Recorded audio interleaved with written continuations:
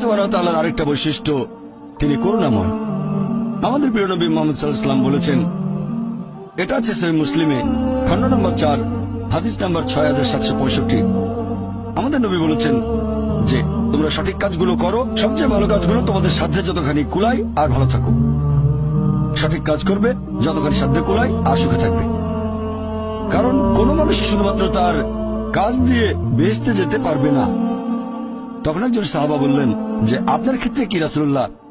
নবী বললেন, আমিও যেতে পারবো না, আমিও বেহেশতে যেতে পারবো না যদি না আল্লাহ তাআলা আমাকে দয়া আর করুণা করেন।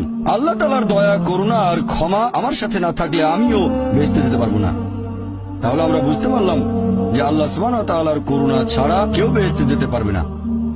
আল্লাহ সুবহানাহু ওয়া তাআলা পবিত্র কোরআনে বলেছেন, সূরা আনাম অধ্যায় নম্বর 6 আয়াত নম্বর 160, আল্লাহ বলেছেন যে তুমি কোনো সৎ কাজ করলে আমি সেটা তোমার হিসেবে 10 গুণ করে দেব, আর যদি কোনো অসৎ কাজ করো সেটাকে মাত্র একবারই ধরবো। কারণ আল্লাহ কারোর সাথে জুলুম করেন না। তাহলে আমরা বুঝতে পারছি, যদি কোনো ভালো কাজ করেন আল্লাহ সুবহানাহু ওয়া তাআলা কোরআনে বলেছেন তিনি আপনার হিসেবে সেটা করে দেবেন 10 গুণ।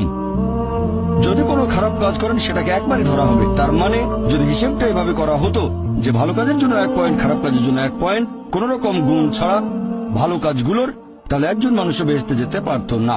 এটা আল্লাহ সুবহানাহু ওয়া তাআলার করুণা যে তিনি ভালো কাজগুলোকে কয়েক গুণ বাড়িয়ে পুরস্কারটাকে আরো বৃদ্ধি করেন, সেজন্য বেহেশতে যেতে পারবেন। তার মানে এই না যে কাজের কোনো গুরুত্ব নেই, কাজের গুরুত্ব অবশ্যই আছে, তবে আল্লাহর করুণা আরো গুরুত্বপূর্ণ। আল্লাহর করুণা না পেলে বেহেশতে যেতে পারবেন না। আল্লাহ বাড়িয়ে দেন, তবে আপনাকেও ভালো কাজ করতে হবে। যদি ভালো কাজের পরিমাণ শূন্য হয় সেটাকে 10 লক্ষ দিয়ে গুণ করেন আপনি, সেটা হবে শূন্য।